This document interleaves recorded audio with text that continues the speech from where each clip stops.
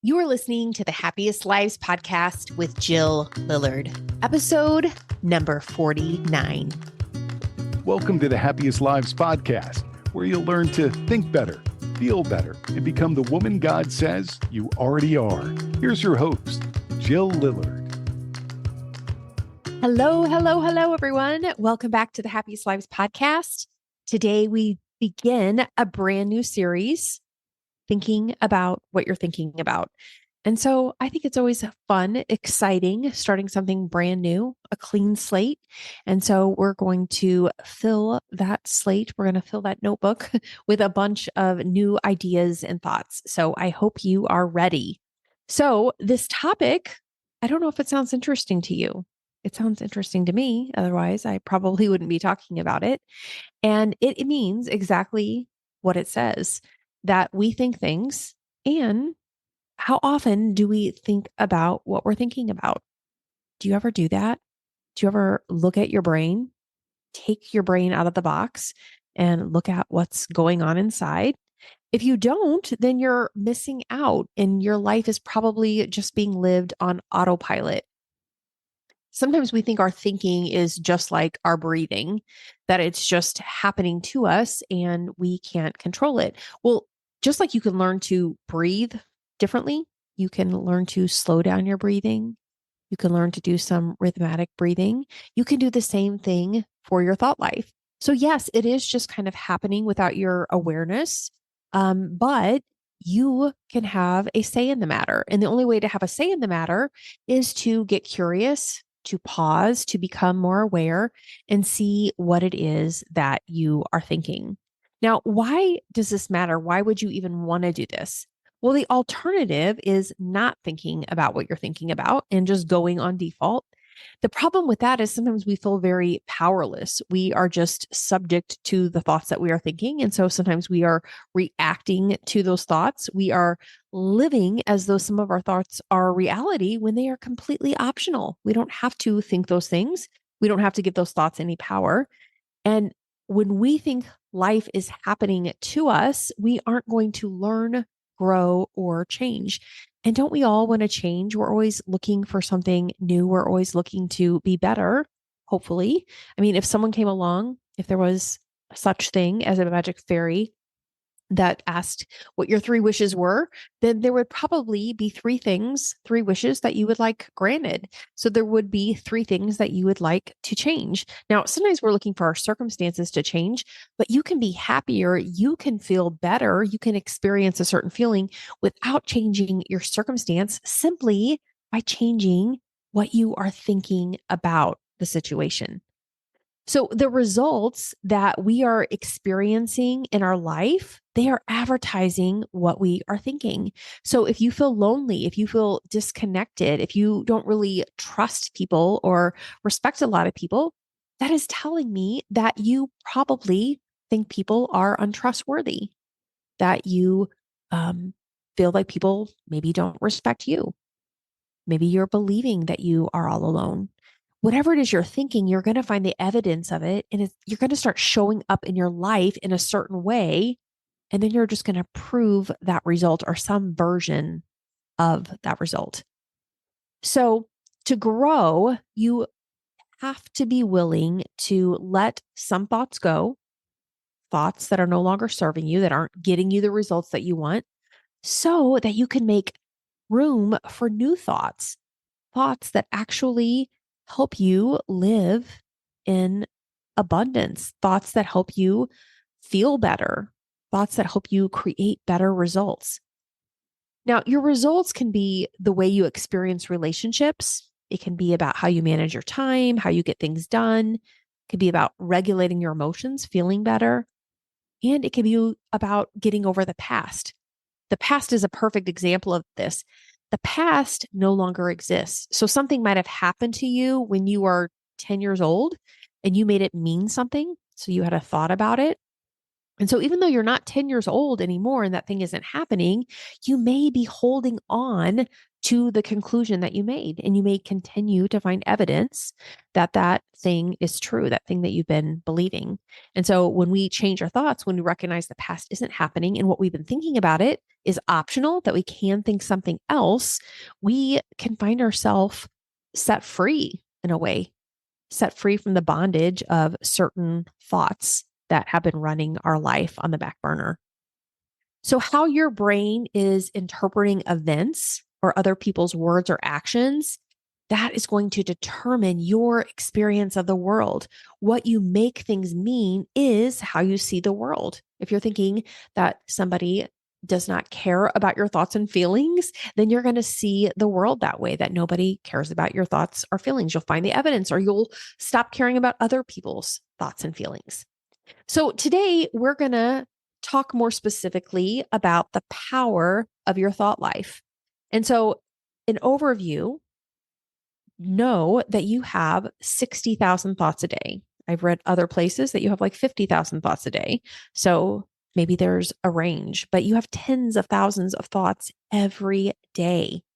And those thoughts create feelings. When you have a certain thought, when you meditate on a certain thought, it is going to create a feeling in your body. Your brain is going to release a chemical cascade. And so you will feel a certain emotion.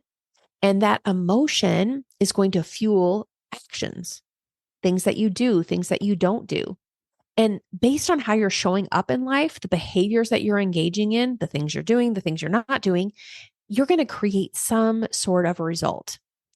Now, the good news is your thoughts are optional. So if you look at a thought you're thinking and you realize that it makes you feel a certain way, and when you feel that way, you show up a certain way, and that gets you a result, which proves what you're thinking.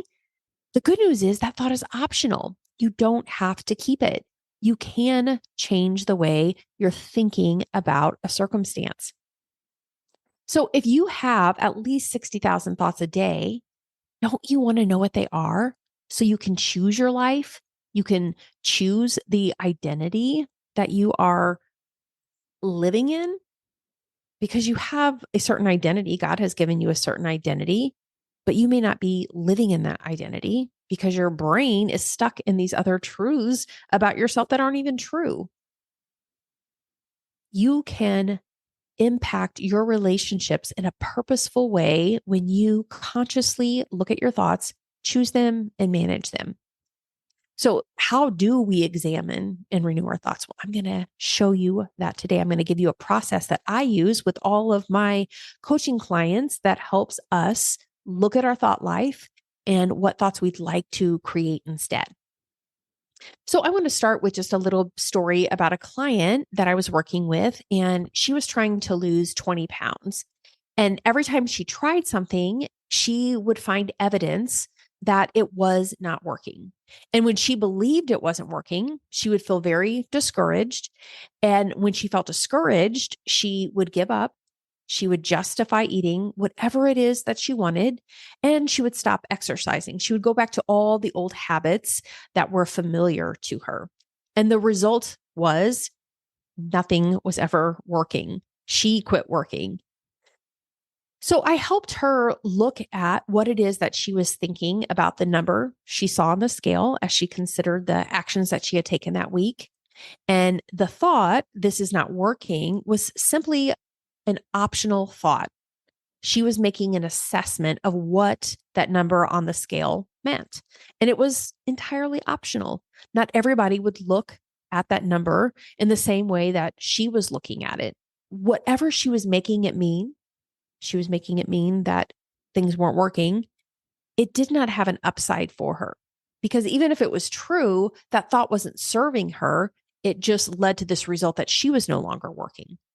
So I helped her look at some optional thoughts. Now, she could keep the thought, this is not working, if she wanted to, but she realized she had held onto that thought long enough and she did not like the results that it created in her. She recognized that it just brought her back to old habits that didn't get her results, to prove that it wasn't working and she was no longer working.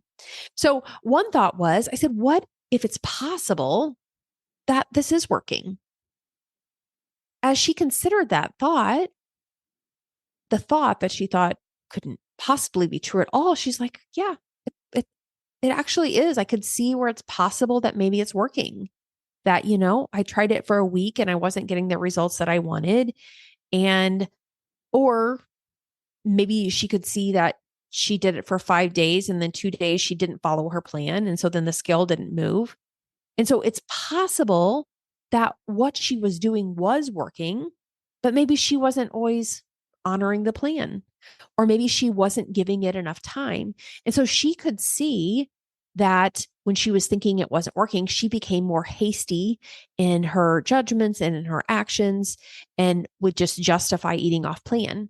So to offer her brain the thought, it's possible that it is working, shifted her energy right away to where she felt a little bit more hopeful to consider that maybe it actually was working. She also considered an optional thought: I will figure this out. Making a hypothesis and testing our hypothesis is how we figure things out. So we don't always know exactly how we're going to get a new result, but we just research a little bit. Maybe we find something that someone else tried. We try a way of doing things, which becomes our hypothesis. I think if I do A, B, and C, then I'm going to get D. So then you do ABC and you test it and see if it is giving you the result. And if it doesn't, you figure out maybe one thing to tweak. And so when she was in a state of mind, I'll figure this out, the result was she was constantly trying to figure out in a scientific way. Ultimately, she realized that impatience was driving a lot of her efforts to lose weight. When she was feeling impatient, she would give up easily and she would find evidence that things weren't working. And so she wanted to cultivate more patience in her life and more patience in this endeavor. She realized if she felt patient, she wouldn't try to rush. She would commit to actions. She would create a plan. She would actually stick to her plan longer than 5 days. And she would set up times to evaluate if it was working, maybe in 2 weeks instead of at the end of 1 week. And then she could make a new plan if she wanted, or she would continue with the plan. But when she felt patient, that would be easy to do. And so she had to change what she was thinking about the number on the scale that made her feel more patient. And so what she chose to think was, I'm willing to take the time to change my habits. But she realized when she was focused on that, I'm willing to take time to change my habits, then she would be more consistent with how she showed up. That made her feel more patient and consistent, rather than thinking this isn't working or this might not be working.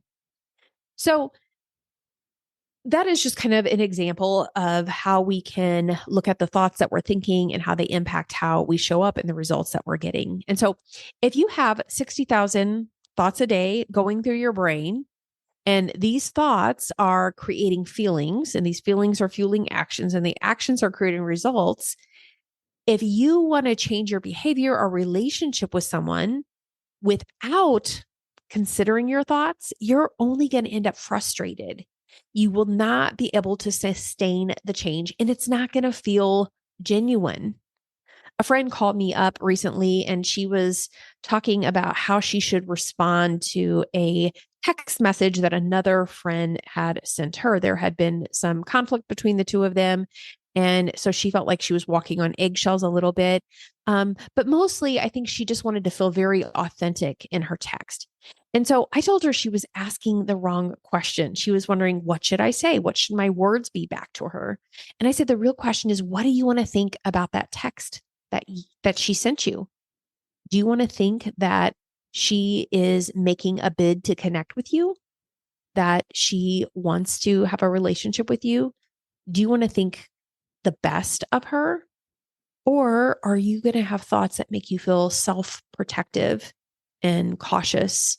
What do you want to think? How do you want to feel?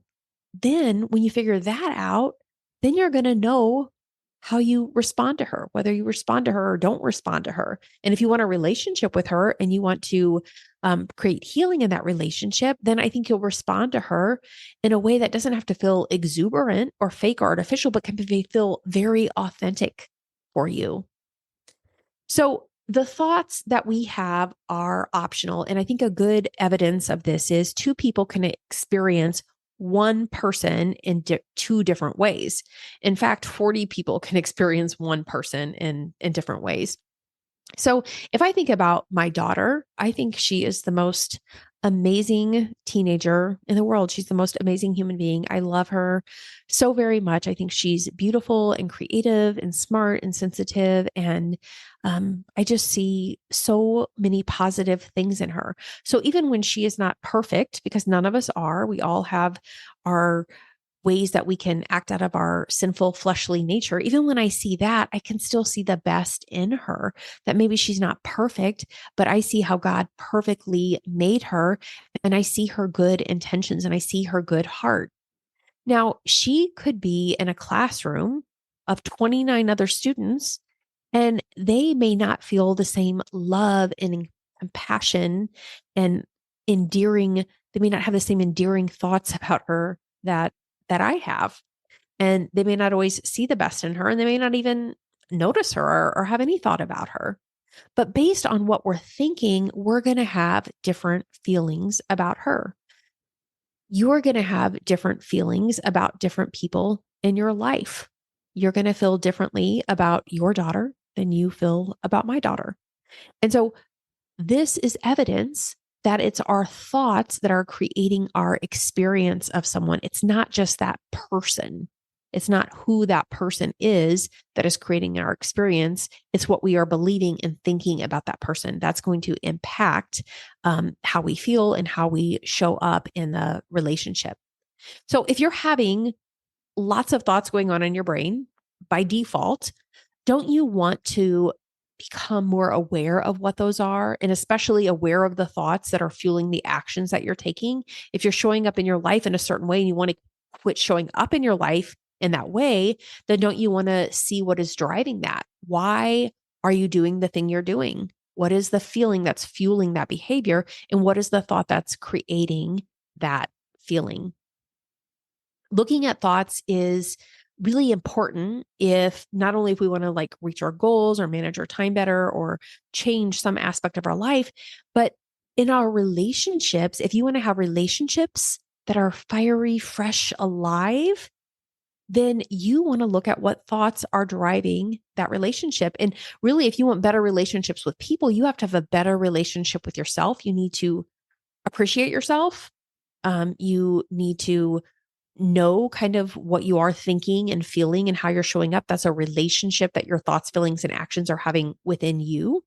And then you want to know what you believe about yourself, your identity. And we can't know that. I don't think we can really appreciate the fullness of who we are without having a relationship with God, who created us and loves us and is full of so much grace and compassion. When we have a relationship with Him and we can see ourselves the way that He sees us, we don't inflate our sense of worth and we don't deflate our sense of worth. We see ourselves perfectly as we should.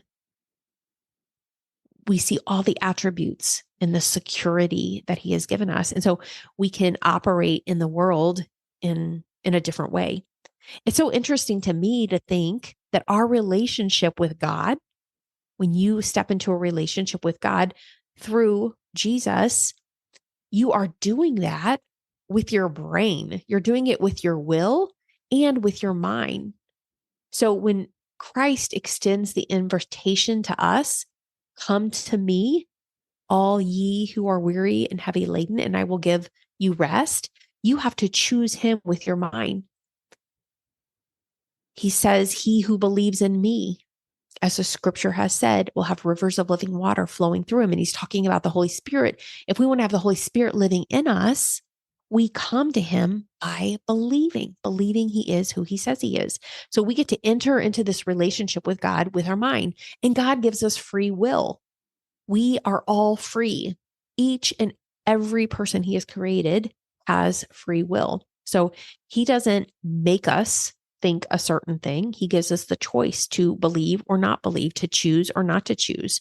And so we get to decide what we do with our mind, will, and our emotions.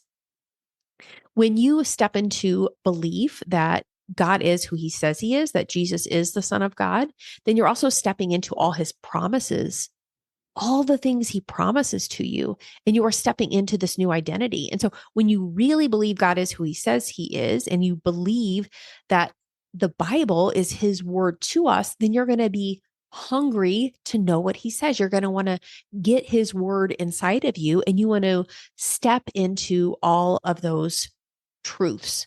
So we have a thought, which creates a feeling, and then we have actions.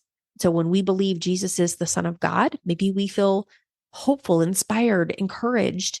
And the actions are we step into new ways of being and doing. If we believe that Jesus is who he says he is and will do what he says he will do, then we're going to study God's word so that we know who he is, who he says that I am. We're going to surrender our will to him because we completely trust him. We will put our faith and our trust in his character, that he is good, faithful, and just. We are stepping into a whole new belief system that's going to impact our relationship with God, ourselves, and it's going to help us love others better. And that is based on our internal security. So don't be confused. I'm not saying our eternal security, although we do get that. That's part of our belief as Christians, that we are eternally secure when we put our confidence in the Lord and step into a relationship with him. But I think we are also internally secure inside of ourselves. We have a firm foundation. We have a solid identity, a sense of security of having that really can just lead to us showing up in our life in a way that's very powerful and loving and peaceful. I think there are a lot of us Christians who may just have grown up in church. And so we may be Christian in name. We may go to church because it's the thing to do, but maybe we haven't really wrestled with what we believe or who God is. We may not even bring our deepest questions. We may just try to show up and be a nice Christian woman, do the right things without really wrestling with God and engaging with him, having that relationship with him. And the problem with this is when we don't take a deeper look at those questions that we're having, at the hurts that we're feeling, at the hardships we've experienced in our life, and turn toward the Lord with those things, then we really don't experience the depths of God's grace and his love and his provision to us. And our relationship with God, because it is disconnected from our thought life, will become flat. It will lack passion. It will lack aliveness. So if you are a believer and yet you're going through the motions, you're feeling disconnected from God, and you're not really wanting much from him, you're not asking for much from him because you've experienced some hurts in your life, and maybe because you've tried to power your way to be a good Christian, then I encourage you to honestly examine what is going on in your heart. What are you really thinking? What are you really feeling? Now, those thoughts don't have to define how you are showing up, but when you become into awareness of those thoughts, you can ask yourself, are these thoughts true? Because I am operating from these thoughts. Do I really believe them? And what do I really believe about God? Because if you really believe God is who he says he is, it will change everything, and your life will be spirit filled. Your passion and your aliveness will be great, as opposed to just being kind of dead and potato like, right? So you want to engage, you want to look at your mind, look at what you're thinking, what you're believing. Do you believe that God is good and kind and faithful? Or if you're honest with yourself, are you thinking that God is kind of selfish, that he's unkind, that he's not trustworthy? Sometimes we don't want to ask these hard questions, but when you start engaging with him, just like Jacob wrestled with God, God gave him a new name. He left with a limp, but he left completely changed by God. So how do we change life? We start to change our life by examining our thought life. And so how do we examine our thought life? The first thing that we want to do is be able to turn on the light. So I call this exposing. And this is the process of doing a heart scan, which I use inside all of my coaching programs. So the first thing is we expose, just like we turn on the lights in a dark room. Everything that was in that room before we turned on the lights was already there. Before you stepped on the scale, you already weighed a certain amount. Just because you came into awareness of it didn't change the fact, right? Just because you turn the lights on in the room, it didn't create the dust or the mess or the cobwebs.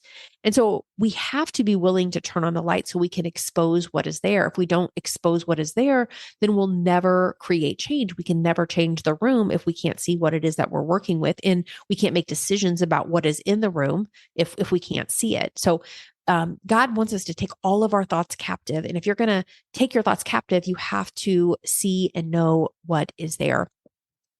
And so when we do coaching, as part of this process of exposing, I will just have people just show up. You can show up a mess, right? You don't have to have your solutions, your answers. That's why you're coming. You want some help. And so you might just start talking. You might say, "Hey, what's going on? How have you been feeling? What have you been thinking? What's going on?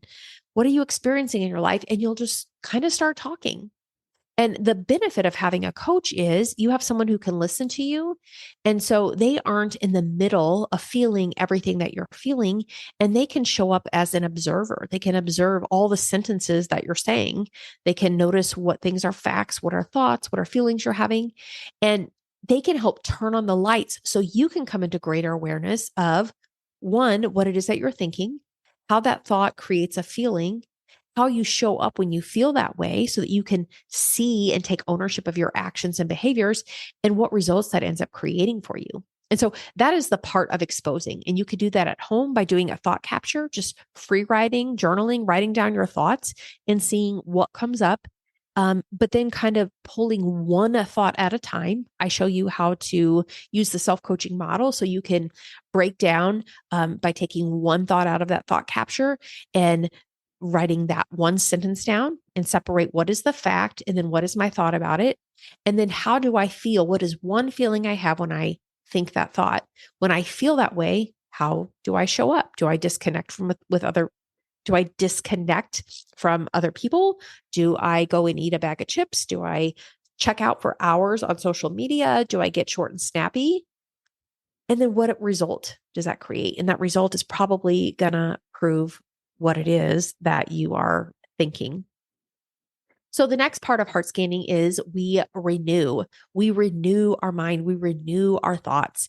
And so to renew our thoughts, we're not simply forcing a new thought there. We're not trying to fight our way out of an unwanted thought. We don't simply say, okay, that thought's not serving me. I'm going to force this new thought. We want to be able to actually believe the thought on some level, even if you're just believing it for 30 seconds. And we're not just making an affirmation that we feel disconnected from emotionally. You want to be able to feel that thought that you're saying and take actions. And so I always call this taking declare actions. But to renew your mind, you want to see what other thoughts are possible. You want to see what is a truth in God's word. If you truly believe God is who he says he is, then there may be a truth from his word that is going to give you a new way to look at it. If you have a relationship, there may be a way to think about that person that's going to serve you more, that's going to maybe make you feel more loving rather than focusing on the hurt that you're experiencing. The third part is we engage. And so as I was saying, when we renew our mind, we're not just trying to force new thoughts and at the expense of dismissing our own emotions. That never works. It's really hard to sustain change in your life and implement new actions and even hold on to new thoughts if you feel like you're having to suppress your own hurt. So if there is hurt there, if there is anxiety, worry, anger, like whatever unwanted feeling you may be experiencing that you know isn't serving you and that it is caused by a thought, if we are able to hit pause on that feeling and actually feel it in our body as an observer and look at what we are thinking about the feelings we're having. If we're saying, I shouldn't feel that way, we're beating ourselves up. Maybe we're dismissing our feelings a little bit. We're trying to power our way to a new thought just to get out of the old feeling. Then we are kind of missing the point of our emotions. Our emotions are there to help us engage with God, to experience his presence. And that is a vital part of even renewing our mind. We can't renew our mind and push into the new thought and really feel it and live by it if we're not willing to feel the unwanted emotion without reacting from it, to actually feel it and experience the Lord's presence there. And so that is an important part of creating change in our life. And then the last part is pressing on despite unwanted emotions. This is taking actions even when you don't completely feel like it. Those old thoughts will offer themselves to you because they're familiar. They become habitual ways of thinking, habitual ways of feeling. And we want to allow them to be there and still be able to take action from our new models, from our renewed mind, so that we can move into those new results.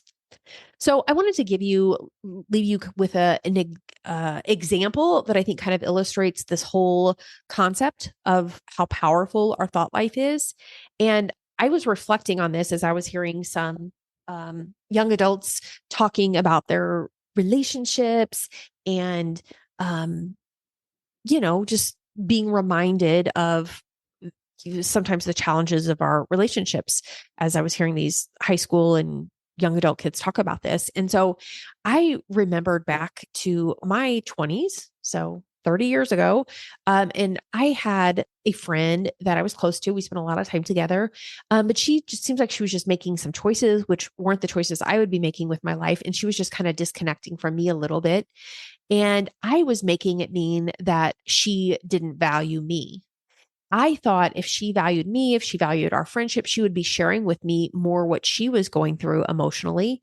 And she would also show up in my life in a certain way. She would share her thoughts and feelings more. She'd be more interested in my thoughts and feelings. And she would just, in general, maybe communicate better. And she might not be making these other decisions that she was making with other guys and stuff in her life. And so at 20 years old, I was not aware of the fact that my thoughts created my feelings, which fueled my actions, which created results in my life. And I didn't even know how to maybe even consider all that. I thought I was just making an observation of her. And that's what we do so often. Sometimes our thoughts, they're optional. They are just our assessments, but we think they are reality. Like we're just making an observation of somebody. They are so rude. They are being vindictive. Like those are just our assessments and they're optional. When I thought my friend wasn't valuing me, I felt hurt. And so I kind of started mirroring her behavior. I withdrew a little bit. I didn't share my thoughts and feelings. I found fault with her rather than expressing my vulnerable feelings. And I really just kind of quit pursuing her as a friend. And the result that that created was I didn't value her. And I also proved that she didn't value me because she kind of quit pursuing me because of her own thoughts and feelings that she was having maybe about my actions. I was making her actions all about me, which affected how I showed up. And then I really wasn't valuing her or the friendship. So at some point, years down the road, we did rekindle our friendship. It never was what it had been back then, but we were also in different seasons of our life. Um, and I have learned not only in that friendship, but in all the friendships in my entire life, all my relationships, every single person will disappoint you and they will let you down. So if you want to have friends, if you want to have relationships with other people who are imperfect, then you have to make space for humanness because other people are human, just like you. You disappoint people, you let people down, you do things that may not have the intention that someone assigns to it, but they may make it mean something that it didn't mean. Okay, that is just the messiness of relationships. So if you want to have relationships, then you have to find ways to think about the people in your world that is actually going to serve you. Everybody is not going to think the way you think. They're not going to do the things that you do, but you get to choose what that means. Now, I'm not saying that you need to be best friends with every single person that you were ever a best friend with. Everyone doesn't have to be your bestie for life. There may be people you just share a season of life with, but just know that you get to decide who you want in your life, why you want them in your life, and who you want to be in that relationship. And you have to accept the reality that all of these people have the potential to disappoint you because you will feel disappointed at times because of what you're making their behaviors mean. So that friend, she's in my life now. Our lives aren't engaged on a daily basis like they were way back when. but we do keep in touch. And I don't expect her to be the person who listens quietly as I process through my deepest thoughts and feelings. I don't expect her to be interested in the same things that I could spend all day talking about and studying. But I love her for who she is. And I recognize that she doesn't have to experience life the same way I do. And I think that's so beautiful. I'm glad that God made us so different. We have different callings and giftings and ways that we show up in the world. There are some wants in our life that we share, and there are other wants that we don't share. It's totally okay. I love that she's always up for an adventure. She's willing to try new things. I love that we have all these memories together. There was some of my most fun times I spent with her, and I'm really thankful for that. She's very excitable and she's very passionate about people. And I love that she can walk into a room, not know a stranger, just relax and be herself and talk to everybody. She doesn't have to be as melancholy as I can be. I'm not a depressed person, but I could be more reflective and deep. And sometimes if you think about things in a very reflective way, you feel a little melancholy. She doesn't have to be as introspective as I am, right? As a coach, as a therapist, it's probably helpful that I'm introspective because I can relate to people maybe in a different way than she can, but she can relate to people in a way that I can't. And I just don't have to make any of that mean. I don't have to make those differences mean that I'm not valued. It just means God made us different. And I love that. I love her for who she is, not for who I want her to be. She doesn't have to be any different for me to enjoy her. And so I hope that you can recognize that and see in your life that your thoughts about other people, your thoughts about situations are optional. If your thoughts aren't serving you, you can find a way to think about things that is going to help you be the person that God says you already are. So if you want to do any of this work, this is what we do inside Clarity and Courage. I help you think about what you're thinking about to see the impact of your thoughts on your emotional world, which then in turn will affect the way that you're showing up. And I help people create new results. So just in summary, I want to recap the main points from today's episode. You have 60,000 thoughts a day. Those thoughts are creating feelings. Those feelings are fueling actions, and those actions are creating results in your life. All of your thoughts are optional. That's very good news. You get to choose what it is that you think. If you're having tens of thousands of thoughts a day, don't you want to know what they are so you can choose your life, your identity, and your relationships on purpose? And there is a process. There's a process available for you that can help you examine your thoughts and change your life. So thank you guys for showing up today. I'm looking forward to our talk next week. We're going to talk more about this idea that thoughts create our feelings. So you won't want to miss it. And I'll catch you then. If you enjoyed this podcast, I would love to help you take this concept and apply it. Join me in Clarity and Courage, my cost-effective coaching program for Christian women. Each month, receive the tools you need to apply the concepts and grow. We will meet on a live coaching call where you can ask me anything. Plus, you get access to the worksheet workshop where you can have conversations with other women just like you. Learn more and sign up at myhappyvault.com/Clarity and Courage.